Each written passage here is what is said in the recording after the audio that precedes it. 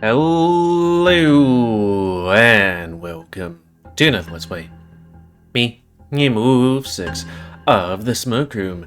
Before we start, if you're interested in playing this game, you can get it free on itch.io. But if you want to support the people that make this game, then or get the newest version earlier, then you can go on the Patreon, where it's $3 a month for this and other games. So, on the last Let's Play, we told Cynthia that the U.S. Army's coming, or the National Guard or whatever, and yeah, she's like, ooh, we gotta get out of here. And also, we were at the presses, not Sam, but like, we were seeing what was going on over there, and, they were making paper saying like, hey, we need fair wages, but the place was firebombed. But they were able to control it, and it seems like it's Briggs's men, and they want to get, the miner, or provoke the miners to the mine. I have to see. Also, on a side note, apparently between last Let's Play and this Let's Play, I think his name's George, I'm not 100% sure, basically the writer of the Smoke Room, there's some kind of drama or something like that, but he's no longer with the team. Oof. Not bueno. Oh well. It would be interesting to see what happened, but I don't know. Focus on this. Reset face. And continue. Sam. Nikolai's shout almost makes me and Cynthia stumble out of the window. Christ, Nick, what's wrong? All the miners are rushing to the quarry. And I mean everybody. Why? I don't know. Everything was peaceful less than 5 minutes ago. Is the guard already here? I don't think so. I'm gonna tell Madame right away. Then I'm going to take a train station. Going to the train station to see if they're still open. Nick stuffs a few pieces of paper into Cynthia's paw. Here, one for the 4 p.m. I'm changing my departure to midnight. What? Go with her and wait for me in Peyton, Sam. I look at my ticket Nick hands me. Then I hand it over to Cynthia. Give this somebody you trust enough to travel with. What are you doing? I'm not leaving this town without Nikolai and Yao. We've been through too much. We leave together, Nick. Nick exhales in frustration while Cynthia stares at the tickets in her paws. She holds her head like she's trying to make a decision, quick. Scarlett and Lucy won't travel if they aren't together. I'll ask the Madame first, then see if we can get additional tickets. She finishes packing her bag, then rushes towards the door. 3 days in Peyton should be enough to know the state of things. If everything's right as rain, then I'll come back. So, until then. Nick watches her go. She didn't say goodbye? Those were the widest I've ever seen her eyes. I've never seen her this scared. I don't think she wants to say goodbye because she doesn't want to think about what that means. Her home, her friends, her job. It's too much. She's not gonna let herself be paralyzed like that, even if it might be true. We need to move also. Yeah, we do. As we go downstairs, I watch him walk over to William from the front porch of the hip. The streets are packed with people, waving their hands and shouting. William is waiting, crowded by dozens of men, trying to talk to him at once, some grabbing onto his shirt. He turns around as he notices us. He mouths, "Are y'all seeing this?" All of a sudden, there's a large mechanical screeching at the end of the road. More folks are yelling.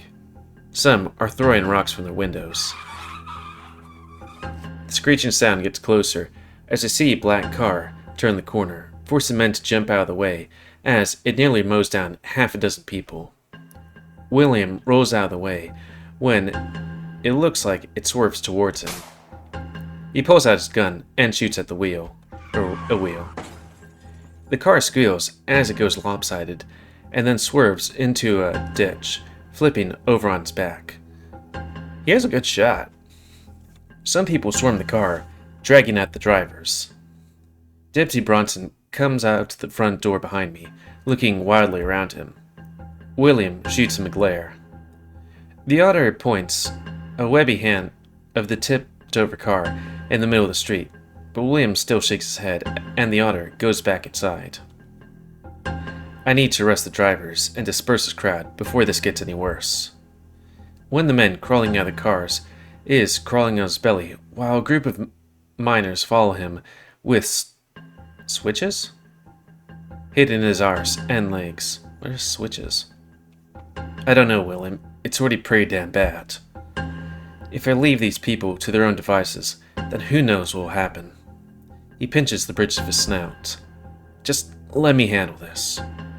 It shouldn't be more than an hour or two. I turn to Nick, in the midst of the chaos, who's still staring at the flames of the automobile.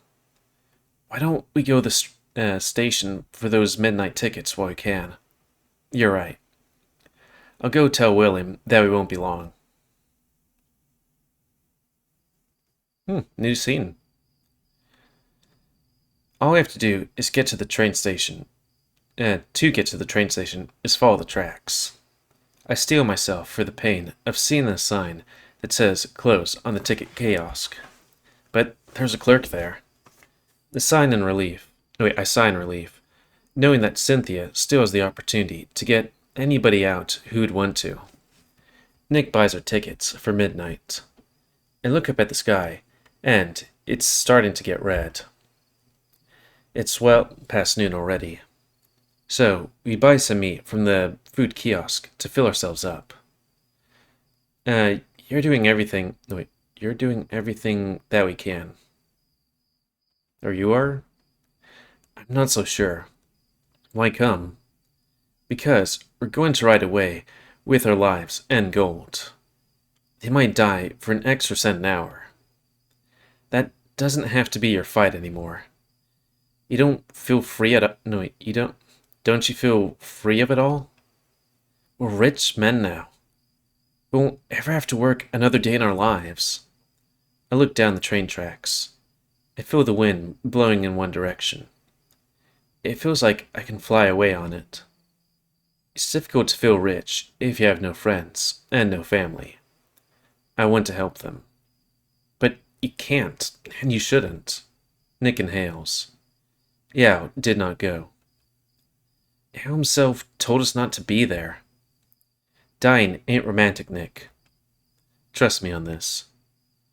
I want to put it off as long as possible.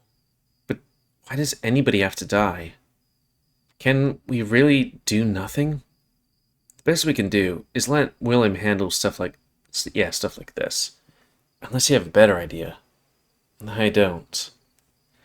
You're already doing more than most people in this town would do for us if the positions were reversed. You're wrong, Sam. If I thought that were true, then I would not be doing it. I don't want to argue with him right now, so I just stopped talking. We finish our meal and head back in the direction of the sheriff's office. Hey, he's still alive. William is waiting for us outside, looking just a bit more sour. I've arrested the drivers and filled out the paperwork. There's still more people running in the direction of the quarry.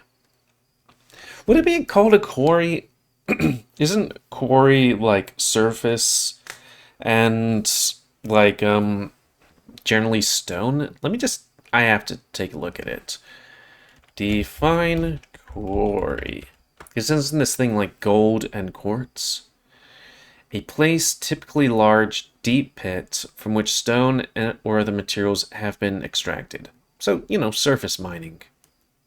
Though I guess, usually when I think of quarry, I think of stone. Luckily, I haven't seen any ground troops, so the situation shouldn't be dire if we head over there fast enough. Thank you, Will. You don't have to thank me. Ignoring this would be negligence. Hell, I'd ask the sheriff to resign if they weren't responding to something this egregious. We jog as quickly as we can in the direction of the quarry, sometimes pushing walls of miners past us, blocking the way. The group of men holding picket signs look bigger than ever. They're definitely growing in number.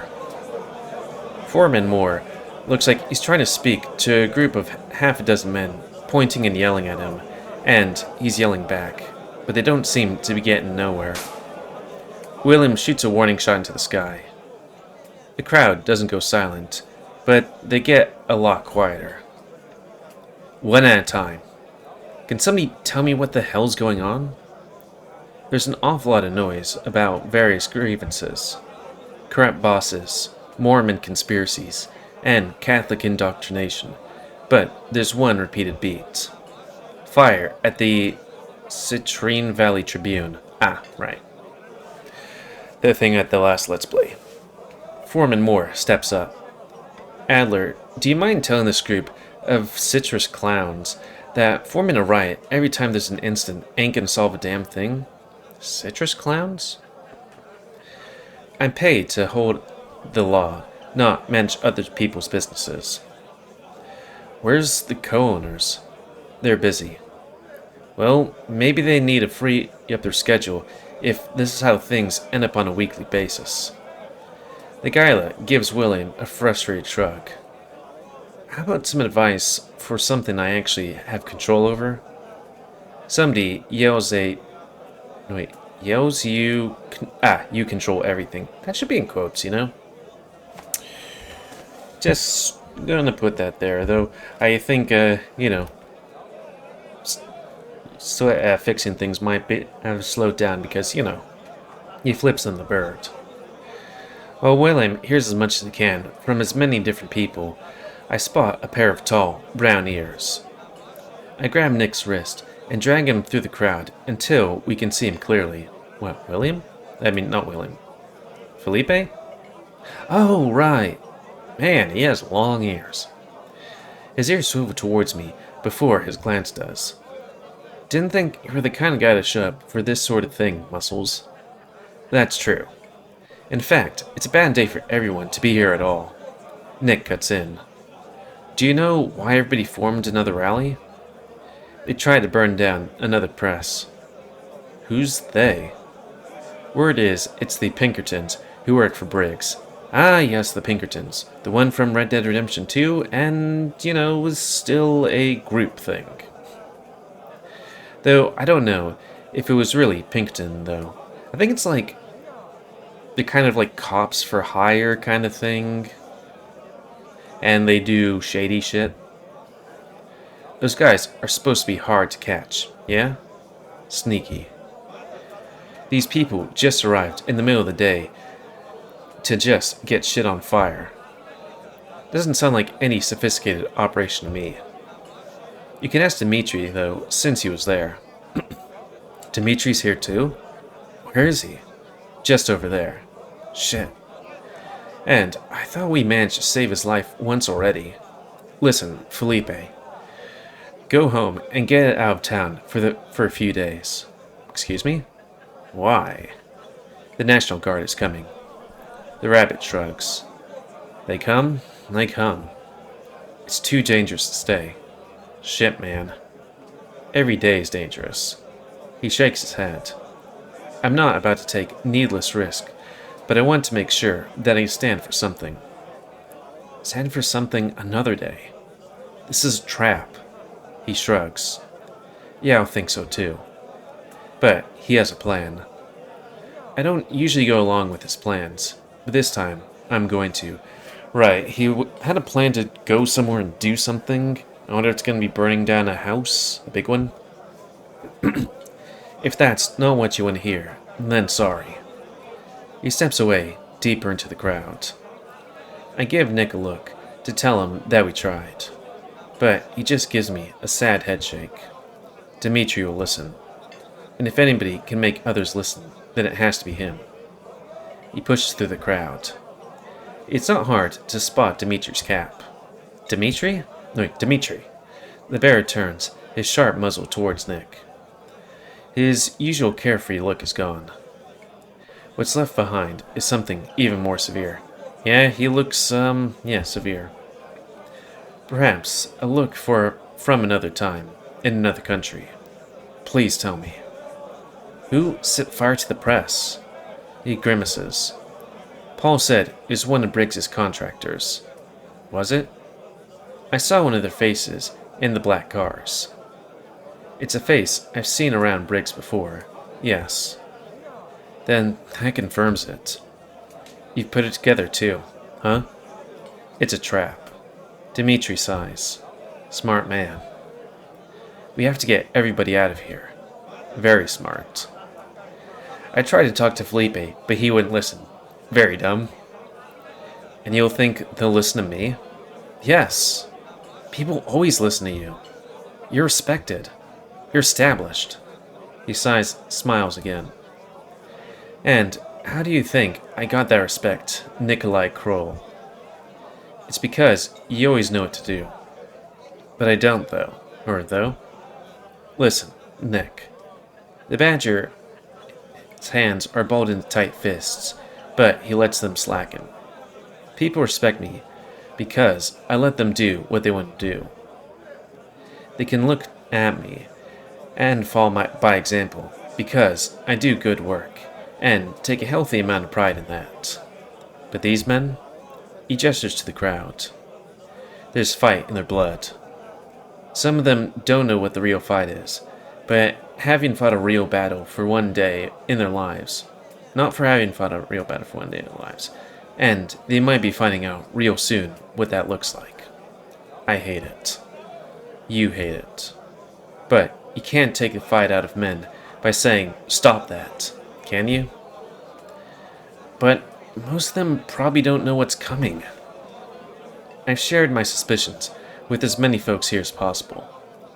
Maybe 1 out of every 20 men I've talked to went home.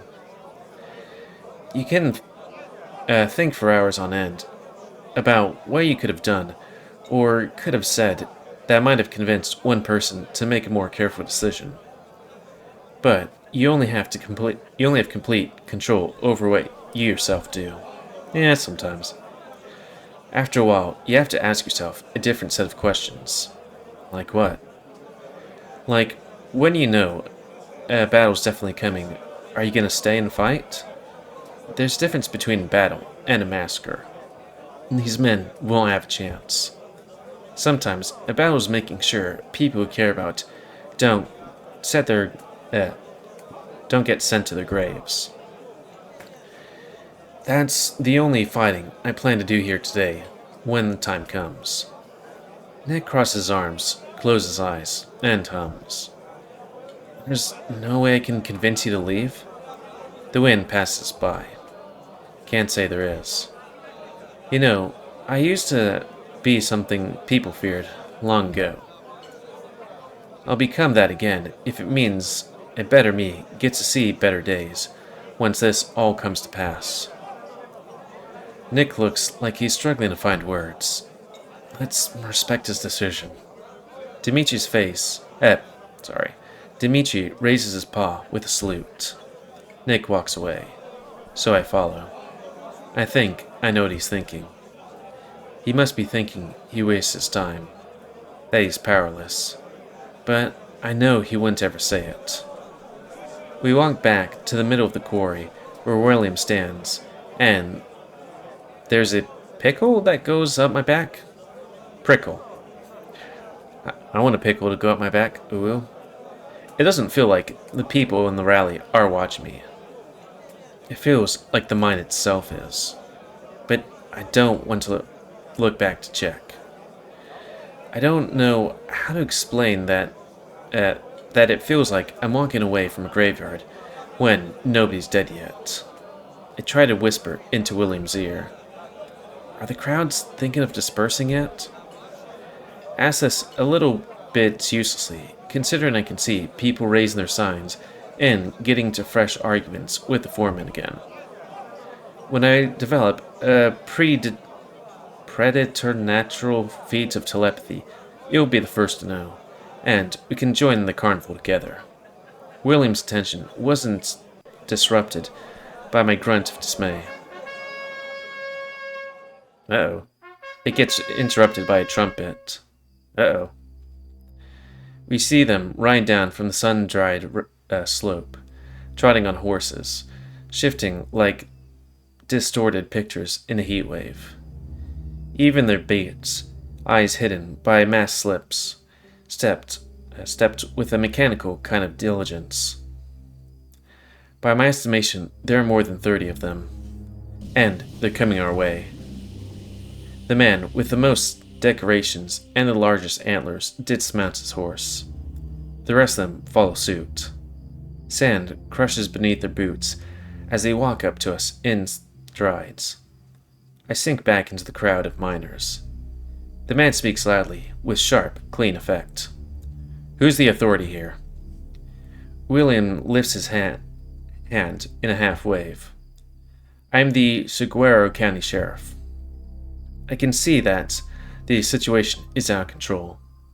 There's barely any staff for a crowd this large. Stand by for assistance. The situation is out of control, and assistance is not needed. Explain, please.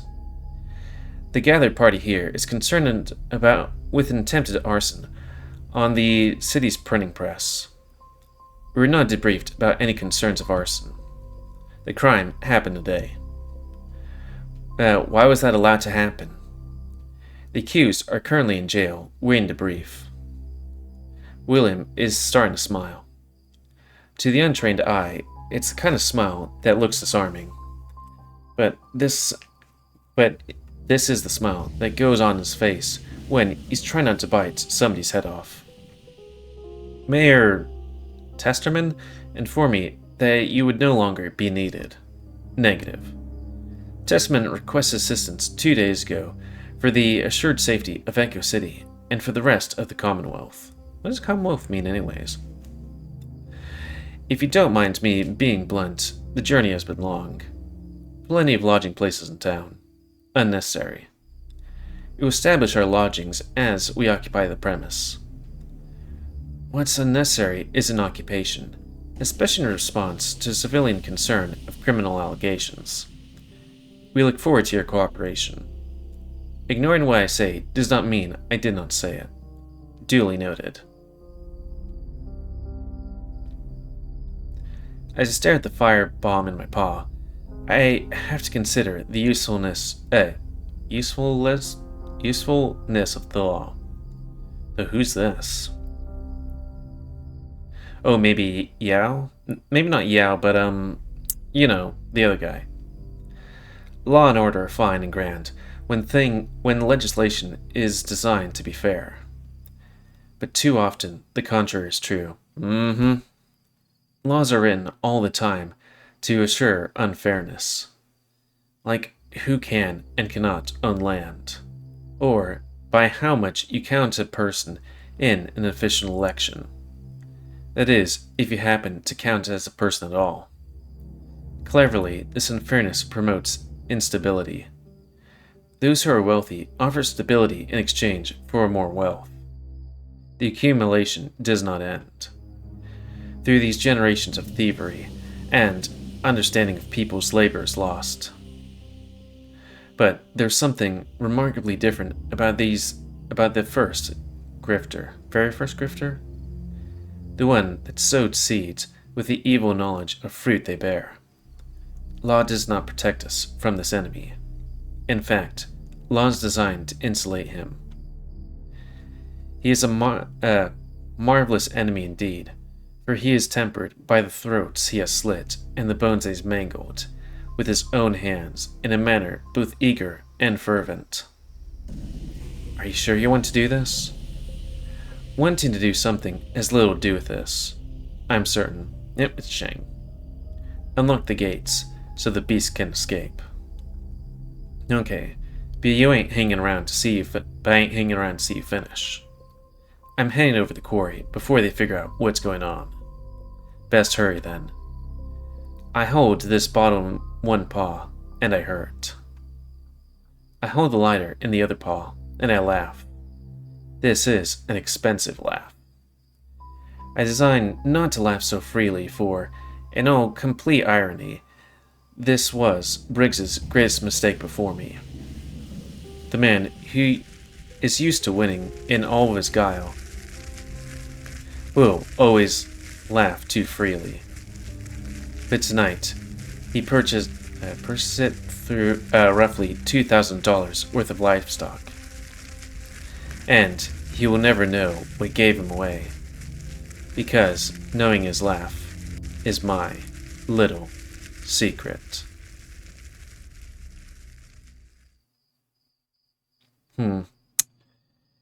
I think that's a decent time to call it. Like, it's not at the 30-minute mark, but it is definitely the thing where it's like, okay, I feel like things are going to escalate real quick, real soon. I mean, they're escalating, but I feel like maybe the next, episode or two is going to be the end of it, you know? Because, you know, stuff's going to happen right quick. So, end of this Let's Play. So comment, cause I like comments, if you like, dislike, tips, tricks, otherwise. If you like my YouTube and like to grow, then please subscribe and share the rest of it grown. Please remember to near and must help control the pet population. And if you want to play this game, it's available for free on itch.io. But if you want to support the people that make this game and or get the newest version earlier, then you can go to Patreon, where it's $3 a month for this and other games. And right now I'm just looking at the list of things. Yeah, we've already done, and it points and beckons with its hands where he's looking at the quartz crystals. But then there's, two updates. One with Sam in a field of sunflowers. Not sure what that's about. And another with, you know, the National Guard in the area, which could be this one. Or, I mean, it looks like they're hiding, so yeah. Anyways, until next time, another Let's Play. Me, GamerWolfSix of the Smoke Room. So thanks and see ya.